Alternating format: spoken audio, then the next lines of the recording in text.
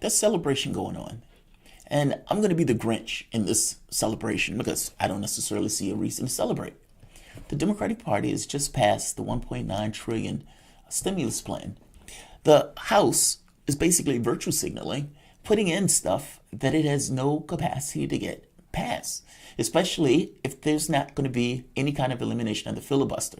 So you have this weird situation where the Democrats win the House, the Senate, and they win the presidency.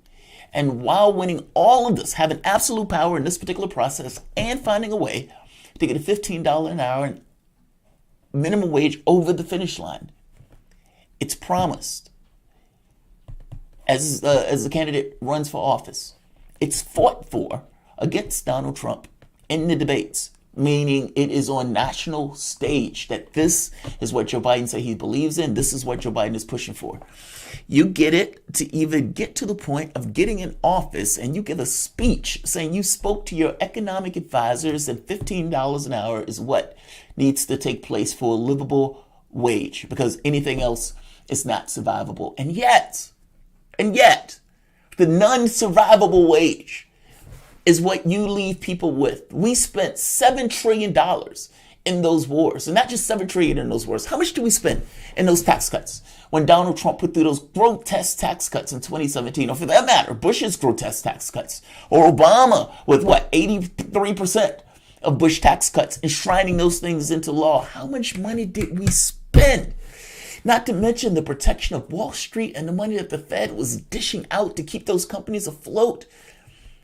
And I keep pointing out, 95% of the income gains under Obama went to the top 1%. And do tell me, what do you think that number is going to be under Trump? You realize Trump raised taxes on the poor in order to give those tax cuts to the rich. And when a Democratic president get in and is using these terms of FDR, fireside chats, can't even sit down and have an interview, but fireside chats and FDR, and have no capacity to explain, an urgency to push forth, even a capability or seemingly a want to get an agenda that he promised the American public that he was going to get. And this is not a modest thing. This is not like, okay, we're going to leave off this little element of this. Yes, we won. No, this is a big deal. You're talking about millions, tens of millions of people that make less than $15 an hour that would have been bettered by this. And it wasn't even overnight. It was something that was going to take place over multiple years. Even that was too much. How much did you spend in those wars? We lost 525,000 human beings over the course of 1 year. And where do you think those deaths came from? Was that the rich of this country, or was it the working class of this country? The people who went out day after day after day because you and people like you, the rich, the moneyed class, hell, even the middle class or the upper middle class needed food. They needed beverages. They needed the capacity to get groceries from point A to point B.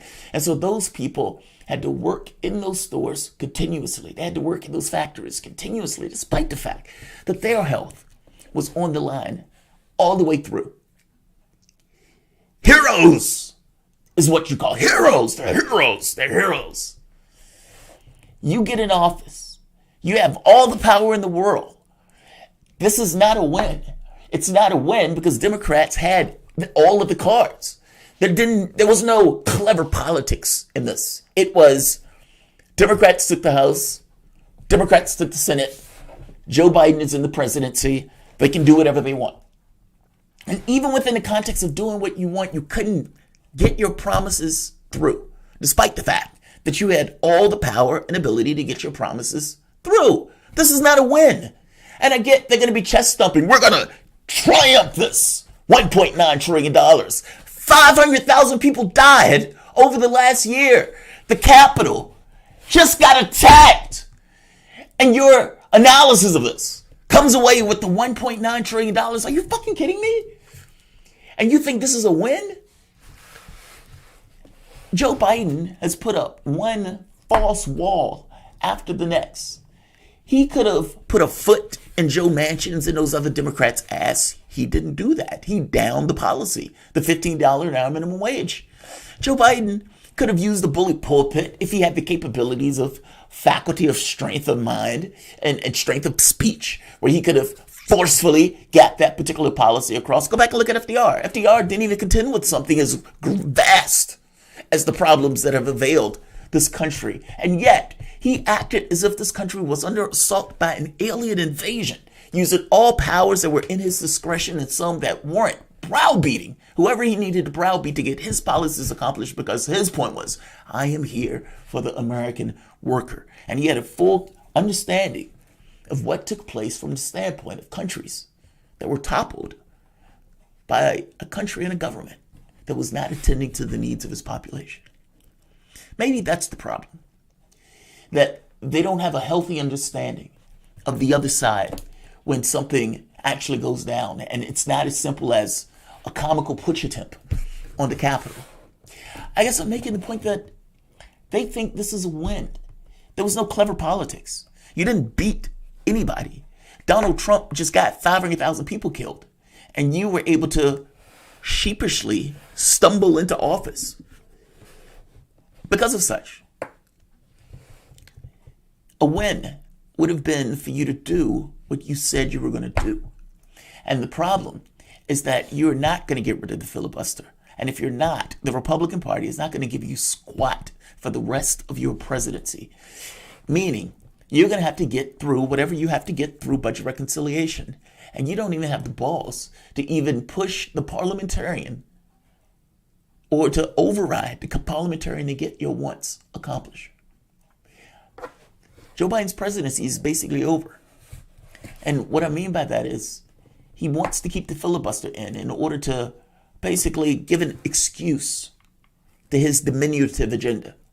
And in giving himself an excuse to his diminutive agenda, he thinks that the 1.9 trillion is enough in and of itself. And the American public, who has been beaten down, who hasn't necessarily been getting anything, who has lost 500,000 of its population, not because of a war, not because of an alien invasion, not because of any kind of, malfeasance on some kind of foreign actor, but because the government itself didn't give a shit about the population. And then the next government that comes in acts as if it's business as usual, and that we need to go back to the point where 42% of Americans were making $18,000 a year. That's phenomenal. Joe Biden made the argument that $15 an hour was necessary. Starvation wage, anything below that. Joe Biden and the Democratic Party have just told you that you are not worth $15 an hour. And to make the point that much more plain, Joe Manchin and many of the other Democrats even went out of their way to put a knife in the bill with, what are her names? Samina. Let them eat cake. Let them eat cake. They added more time on that bill getting through just to put a knife in the American worker and to get across to them that they are not worth $15 an hour. Tell me I'm wrong. How am I wrong? They had all the power in the world to pass that bill.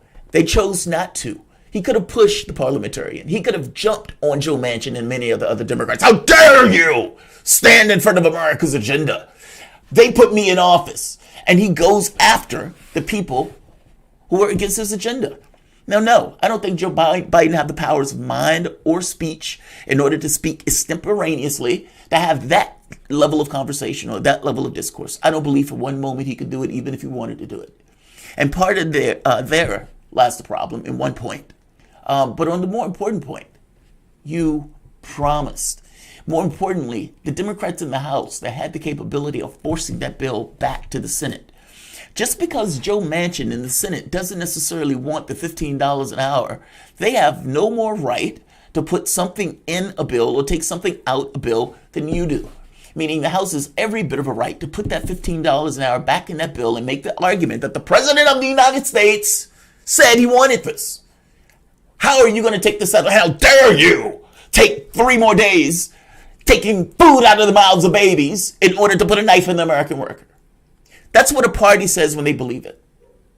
When they want a virtue signal, they put $15 an hour in a bill, knowing that the other party is going to take it out, allowing them to say, hey, we tried. We tried. We tried. At the first sign of opposition, we fell over, yes, but we tried.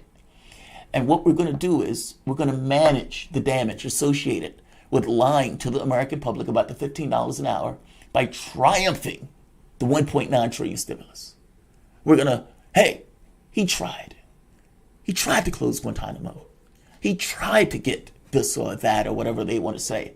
And you can't even say it was the dastardly Republicans because you, yourself, your party have just told the American worker, after telling them for the last year that you were going to push for $15 an hour, that anything less than that, it's a starvation wage. You have just told them by your actions, exponentially, by passing a bill like this, that you in no way believe that they are worth $15 an hour. And you're about to enshrine that into law on Friday when Joe Biden signs that bill.